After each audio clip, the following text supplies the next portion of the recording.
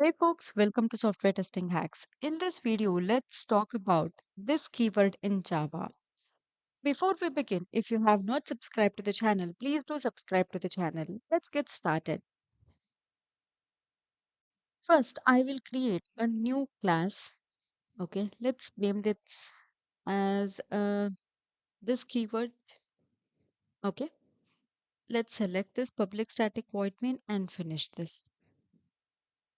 So now we have created a class, but I have another class. Let's say I have a class called employee. Okay. So in this particular class, I have so let's say employee name and employee ID. These are the two variables or the global or instance variables that we have. Okay. String name and then employee, it's called employee ID. Okay. So I have two variables. Okay. Also, I'll create the constructor of this class employee.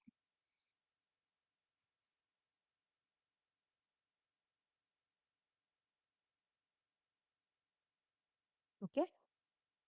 For this particular employee, I'll pass these two fields. Let's say string n and comma and then in ID. Okay. So these are the two variables that we have declared. Suppose if I want to have this name to be assigned to value n, how can we do that? We can just say name is equal to n. Okay, we have assigned the value here. And also in the same way for employee ID, let's say EID. Okay, so we have created a constructor which is having two different parameters and referring to the values of the instance variable. And also I will call this okay constructor. So we'll create a employee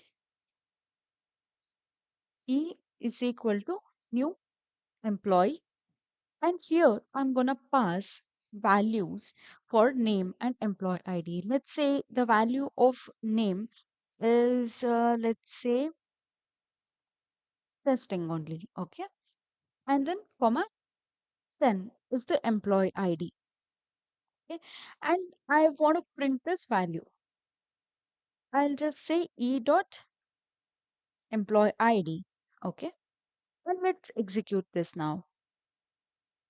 This is working fine. And what if I want to access the value of employee name? So I'll say name, just name, right? Yeah. So name, and I'll execute this.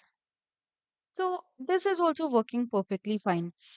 But what happens? Suppose if I want to use same name, even in the parameters, I don't want to use different name here. Okay.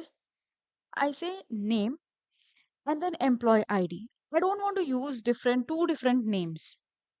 So at that time, whether it gets confused for the compiler, right? It gets confused for it. So it immediately, warned us. It has no effect. So let's execute this. Let's see what will happen now. See, we got 0 and null. 0 for employee ID and then for name it is null. So why?